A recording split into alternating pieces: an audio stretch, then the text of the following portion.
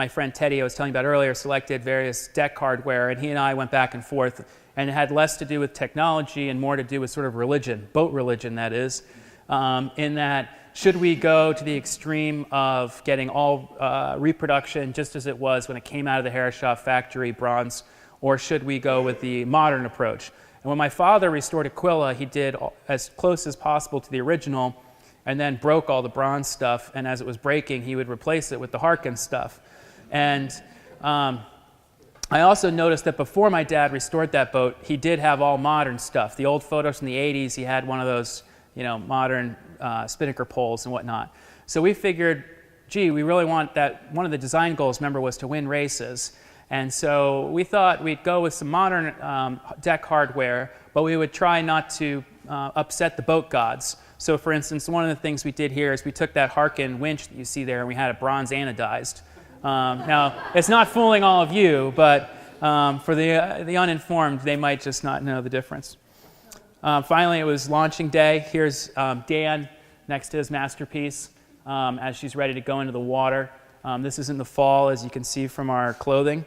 One of the great things about the S-Class, and if you're not involved in the S-Class, I hope you get involved in the S-Class, is that we're all sort of part of a family that shows up at events like these. So it was a remarkable group of people that came together. It was a weekday, not a weekend. The weather was lousy. It was cold, and all these people came out. It was a lot of fun. You splashed the champagne. The kid thought it wasn't that bad of an idea either. So that's some slides on the restoration of PAPOOSE. And before we go on, I'd just like to recognize the team from Bristol Boat Company for a job well done.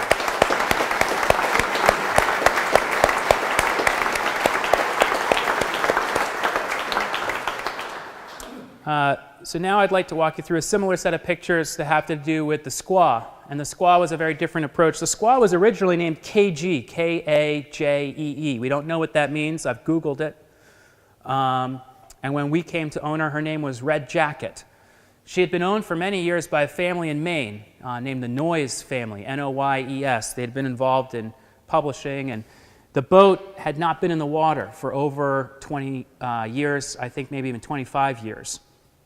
And the boat had shown up on the Wooden Boat Rescue Program, and a family here in the South County in Rhode Island, the Connolly family, rescued the boat from who knows what could have happened. And originally they thought that they might restore the boat, but they hadn't gotten to it yet. And so when we thought we might want to restore two boats, we knew we had the PAPOOSE, which was the third S-boat ever built, actually. I'm not sure if I'd mentioned that earlier. And we had heard from Ken Upham that he thought AQUILA was the first S-boat built. And we thought it would be neat if we were going to restore two boats, if we could find another one that was from the original group that had gone to Marblehead in that first summer of 1920. There was 13 boats that went there. And we looked around to try to find them, and it was quite an adventure. One of my good friends, Nick Campagna, he, among other summer jobs he's had in his college years, he volunteered with the harbor master. And so he went on a mission up to places like New Bedford and other places and got together with harbor masters. We were looking for a boat named Arrow. We couldn't find it. But that's a boat that was seen after Hurricane Carol, after 1954, that was from that first group. And its whereabouts are unknown. So we believe it may exist, but we couldn't find it. We looked for another boat. We couldn't figure out where she was. Her name was Canty. We later learned, after we found Red Jacket, that Canty sits in Mike McCaffrey's backyard. But then we came to find this boat. And this boat, Red Jacket, and this is her in the backyard of the Connolly family, and this is in South County, Rhode Island. Canty had been out of the water before she came to Rhode Island for over 20 years. Most of that time, she lived in a barn in Maine. Getting her, did I say Canty? I didn't mean that. I meant to say Red Jacket. But in any event, getting Red Jacket, as she was known at this time, out of the Connolly's property turned out to be quite an adventure. We asked the good folks from Casey's to come, and they tried, but they got stuck in the mud. And thankfully, Mike McCaffrey came with his S-boat trailer and his pickup truck, and we got it out. And when we got it to the shop, we started taking a look and to see what are we getting ourselves into here. This boat had been built originally with the watertight cockpit. The S-boats were built with two types of cockpits, but most of them did not have the watertight cockpit. The boat you see here in the Hall of Boats, Widgeon, which was, I believe, the 6th boat built, does have what's called the watertight cockpit, or as I like to call it, the masochist cockpit, because if you're sitting up there in the spray and whatnot, it's nowhere near as much fun as having the deep cockpit. And so one of the decisions we made early on was that we would restore the boat not with the watertight cockpit, but with the other style of cockpit that many of the S-boats have been built with. This is Mike McCaffrey peering in, and this is another picture of the boat with the bow stem removed. These are at his shop. These photos were taken by Stephanie Evans at the Narragansett Shipwright Shop in Newport, Rhode Island, just behind the rotary that you go around over there. These are some of the old ribs that we took out. It reminded me of going to the Whaling Museum and seeing one of those skeletons. And at this point, actually, it's hard to see, but there are mostly, the frames have mostly been replaced at this point, and the way you can tell is they're sticking up too high. Can't tell from this vantage point if that's Mike D. or Keith standing in the boat. Replacing the floor timbers, taking the old floor timbers out, and ultimately we decided to replace the keelson. And this is carrying the old keelson off the boat. Taking the keelson, this photo, one thing you may see if you can, is that the keelson has a very intricate notching along the side. It's a very difficult piece of wood to deal with because it curves about every which way. It's an incredibly complex shape. It's not a shape that you can easily just throw on the router and recreate. The notching on the side, as well as the curve, as well as the camber this way, it's an incredibly complex piece of wood.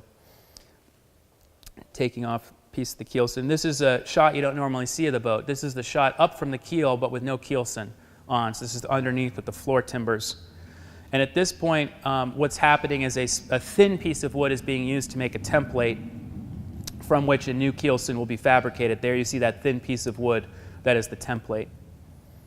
And here you see the boat starting to get new deck frames, a new transom. And you're starting to see the planking. Now, one of the interesting things about this boat, the SQUAW, is that she had never, since she was originally built in 1919, never been refastened. As a result, we were able to save all of the original planking. This is the deck going in, and this deck was constructed a little bit differently from Dan's deck on the PAPOOSE. The SQUAW deck has the more common approach we've seen over the last 20 years with a single layer of planking and a single layer of marine plywood with Dynel. Starting to come together. Keel is back on her new keelson. Paint. Going in the water at Casey's Shipyard. And again, a little tough to make out with my iPhone photograph there. That's not the professional photograph, but a good group of people came out, including many IRIS students and alums, since this was launching right next to them. We went out for our first sail, and it was weird. There wasn't a lot of wind. It was incredibly foggy. You couldn't see very far. These are some of our friends and some of the people that worked on the boat. That's Mike McCaffrey driving. The Heineken is helping us go faster. And that's Teddy Schwach in the back. A couple guys that worked in the boat, Scott, who did some of the rigging. And the most amazing thing happened when we were out sailing in Newport. We were just off Rhode Island. It was incredibly foggy.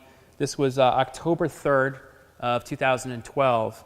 And we saw something that I'd never seen before. Now, I didn't take this video that I'm about to show you. This video was taken by somebody else who was out sailing the same week.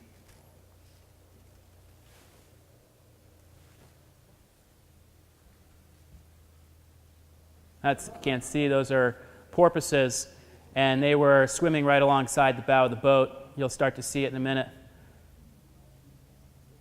There you see the porpoise. We had a pod of probably 4 or 5 porpoises swimming with us between the entrance to Newport Harbor and Rhode Island for 20 minutes, and we couldn't believe it. Later that December, when both boats were in the water, PAPOOSE finished a little bit later than SQUAW because it was a more involved project. We were able to get both boats out in the water for a shakedown. This was in December 2012. And yes, we did go sailing in December in S-boats. And we were blessed with a beautifully warm day. These are some photos from that day. The 2 boats completed on Narragansett Bay. I'm not sure if you can see the clothing that we're wearing, but it was more like ski clothing than sailing clothing. I just love this photo. We have this photo in our home. That's SQUAW on the left, PAPOOSE on the right, and Papa Squash, the land after which they're named, in the background. All these photos were taken by Corey Silkin. And a funny thing was happening. We were out sailing on this day, and a little weird sound there. Hopefully it doesn't bother you. We're out sailing, and who should come by but some people we know from Herreshoff. And they took out their iPhone and they shot this video that I'm going to share with you.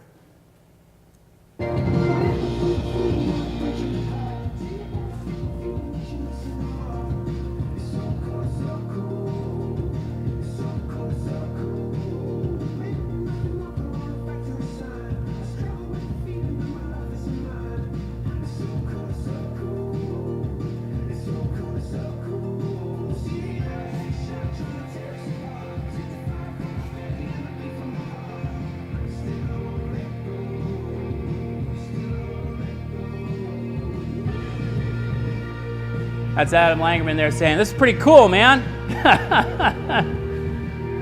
We're not the only crazy people out sailing in December. So that's pretty cool. That was an incredible day of sailing. It was so much fun to be out there, and it was so neat that Peter Sterrett was able to shoot that incredible video from his phone and share it with us. So the next thing you're wondering is, okay, great, you've got some boats. And I promise I'm going to speed this up because you're probably wondering, get the punchline. Hopefully I'm not putting you to sleep back there. But how do you get S-boats to Antigua, which is where we wanted to go? Meanwhile, it's December. We've got them in the water. The race is in early April, mid-April. How are we going to get there? Well, the logistics were definitely a challenge. I'm just going to switch over to this mic. How's that? Oh, same issue. Okay. Well, we'll keep going. So the logistics were definitely a challenge. I'll spare you the details, but we wrote up a document which outlined all the things we hoped to accomplish with the ability to move these boats around. One of the key things we needed to create is a cradle system, or a system to support the boats that wouldn't break the boats. So we designed a system that didn't have any point loading, meaning there was no pad hitting the boat in one particular place. And we designed a pretty intricate system to do that. We had some help from Herreshoff Designs, who put this together that you see here, an early design, and then Ted Schwach, who's not exactly a naval architect, but did his part too, kind of translated some of those drawings into his sketch of what we wanted to achieve. And then one of my closest friends, Chase Hogeboom, who works at Gertz, found a guy down in South Carolina to start fabricating the cradles out of steel. We designed a rail system that allows you to actually put an S-boat right into the container. Its cradle sits on this rail system, and then the rail system breaks down and is stored in the container. We have one of these rail systems, meaning we share it across all the other boats. So right now, for instance, we're waiting for the third of the 3 boats to arrive in Portsmouth. It's due back tomorrow. And of course, as Murphy's Law would have it, that's the one container that has the rail system in it. But you can see here on the right, you see PAPOOSE having she slides into the container there. There's a little video of it. You see her going in. And that's actually being pulled pretty much by hand. That's how smooth the rolling system is. So an incredibly ingenious design. It has about this much space on the top to spare. And one of the other challenges of putting an S-boat into a container is that the mast is 42 feet long. Now, a standard 40-foot shipping container, even a high-cube shipping container, you can't get a 42-foot mast into it. You can do a squared plus b squared equals c squared and all that kind of stuff and put it in an angle and everything else. You can't get a 42-foot mast in there. And so we ended up going with a 45-foot shipping container, which is a non-standard size in the US and most of the world, but is standard in Europe. The cradle system has served us well. You see here that the bunks are longitudinal bunks, so there's no point loading where the cradle hits the side of the boat, and it's designed to hit at exactly the strongest point where the bilge stringers are along the side of the boat. And then how do we get it actually to Antigua? That's great. You can put it in a box. How do you get the box there? The cheapest way to get a box somewhere is on a train.